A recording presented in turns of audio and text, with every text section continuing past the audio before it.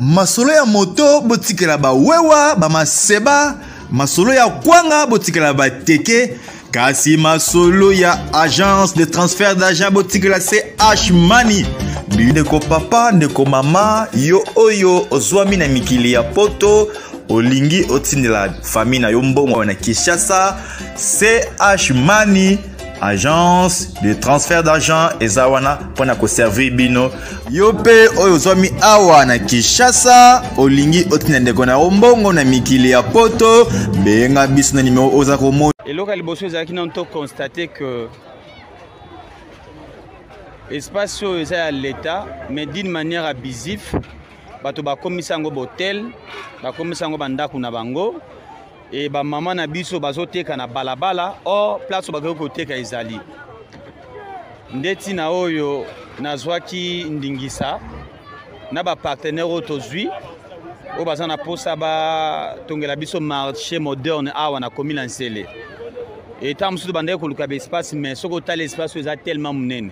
Raison pour laquelle tous les initiatives ya kolongola na bato nyonso, tout en respectant la procédure. Alors ce que les gens peuvent retenir est que ba marché nyonso ya l'État bato ba occupaka ngo d'une manière illégale.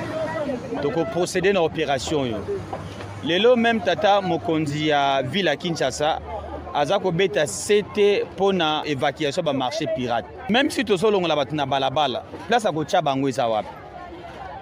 Yango tolobi que place où est désigné bato ba kota basa musala et comment bandako ya bato et comment hotel même ba kuluna ba comment ko fanda na bango awa. Donc to regarde ko tika bango te. Mais prochainement to kita déjà pour na ko sala une inspection na ba partenaire autozui pour batala déjà parce que souci na biso za ki batongela biso marché moderne donc là ba partenaire baza déjà donc Kalaten Nsele et autres marché moderne précisément na quartier Bibi. Non ça c'est vraiment de mauvaise foi. Na lobi na bino to sala l'opération tout en respectant la procédure. Bazwa ki na nous même ba mise en demeure je vous l'ai dit. Bazwa ngo pendant 3 fois. Na pesi bango ba sommation pendant au moins 2 fois. Donc pour meza awa bangonde balingi ko respecter sous l'état té. L'état comme le la mboa kopal aswaka na été. Yango wana ba mesani déjà ekomi bongo. Yango na bino non ba ko mesana na l'état té. Mutaza likola mibeko azate. Nde tozo faire respecter ka mibeko. Na part ya population to sengi na bango bazala tellement vigilant parce que bayo ka moi bato bazana attitude à ko diaboliser ba msusu te. Tozo salango te pona intérêt anga bomese non. Na salango pona population mobimba. Pour ceux qui batongi marché moderne awa, population na ko bénéficier nango. Eza likambo ya bako mona ngana ya côté ka wate. Non pita msu membre a famille nanga, mais nazo salango pona souci à population.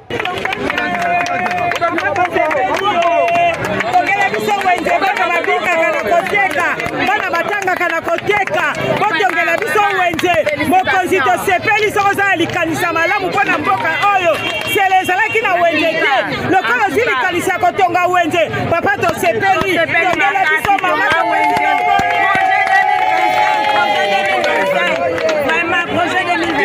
bako banda ko futaka batu te na esika ya l'État ezalaka te na komela bino mikanda plusieurs fois. Mais le cas bino bolinga ko yoka te, y a pas de problème. Mutaleka l'État na makasi. Raison pour laquelle les lo oyo l'État a décidé batu nyos ba bima kwa zo. Donc y a pas de oya boy ko bima. Biloko to teka to tia. Au gouverneur de la ville. Ça fait plus de 4 fois depuis que je suis venu, notamment vous faire part des différentes situations qui se passent dans ma juridiction, précisément au quartier MIB. Après la pluie, il y a des dégâts tellement énormes. Il y a eu des inondations, les érosions. La commune, elle n'a pas notamment la capacité de faire ces travaux, si ce n'est pas l'appui du gouvernement central ou l'appui du gouvernement de la ville. Ça déjà, c'est presque au début, mais nous allons arriver encore de l'autre côté pour voir ce qui est là. Ma prédécesseur, il y a le gouverneur actuel Daniel Bumba, Bazalaki, je pense que Bazu a rapport à Nambalebele. Pour commune et pour kokate qu'on résoudre des problèmes, Azana Banjente, Azana l'autre côté, même pas moyen financier, au nom du Seigneur. population n'a enseigné baza ko souffrir précisément dans quartier Mibo. La ville de Kinshasa, c'est chaque jour azo produit plusieurs tonnes de déchets. Et que ça la moyen to kunda érosion yo et que ça la moyen to peut ça peut valeur dans quartier Mibo. On connaît.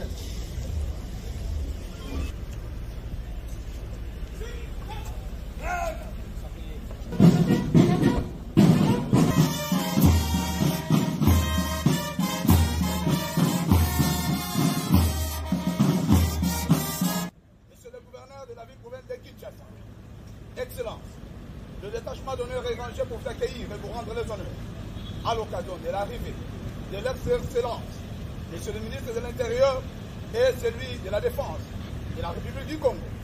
Chef d'amis, on prend des places au salon VIP, les commandants de détachement, les commissaires supérieurs adjoints, Pombo, Mandala, Pépé.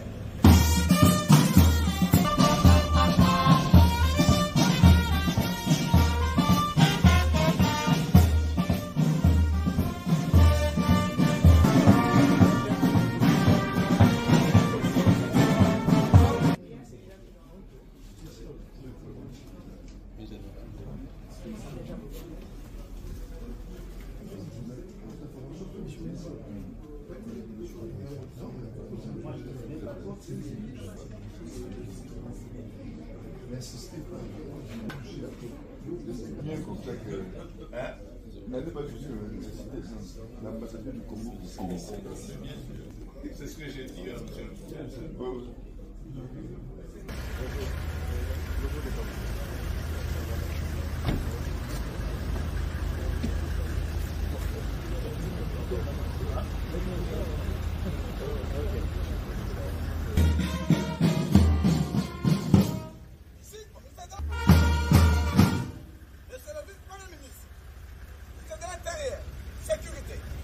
Décentralisation et affaires coutumières. Excellence, le détachement d'honneur est rangé pour vous accueillir et vous rendre les honneurs à l'occasion de l'arrivée de l'ex-excellence, Monsieur le ministre de l'Intérieur et celui de la Défense nationale de la République du Congo. Chers amis, à passer le détachement en revue, les commandants de détachement, les commissaires supérieurs adjoints, Pombo, Mandala, Pépé.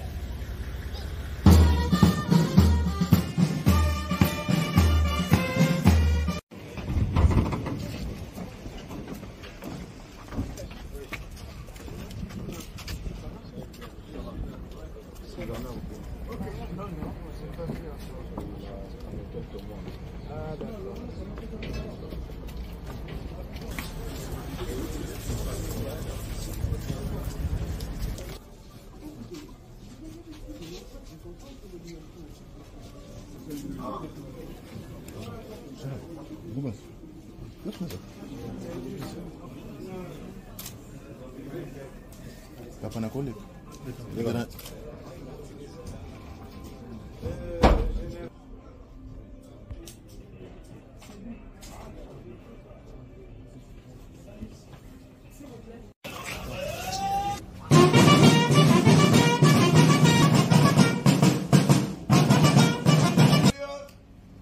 De la République du Congo. Excellent d'honneur et rangé pour vous accueillir et vous rendre les honneurs à l'occasion de la 10e session ordinaire de la commission spéciale mixte défense et sécurité entre la République démocratique du Congo et la République du Congo. Je vous invite à passer le détachement en revue, les commandants de détachement, les commissaires supérieurs adjoints, Pombo, Mandala, Pépé.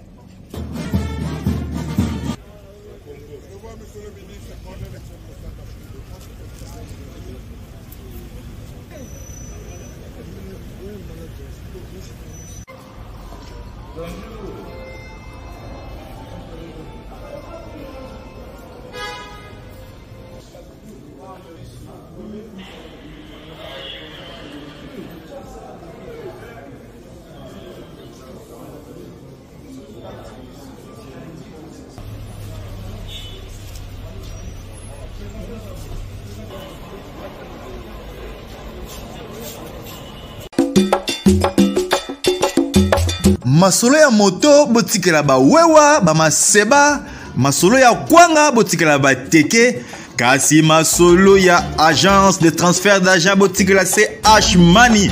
Ndeko papa, ndeko mama, yo oyo ozwami na mikili ya poto, olingi otindela famille na yo mbongo na Kinshasa, CH Money, agence de transfert d'argent ezawana pona ko servir bino.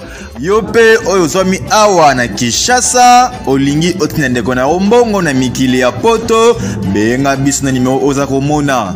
Agence CH Money, tosalaka mikolo nyonso.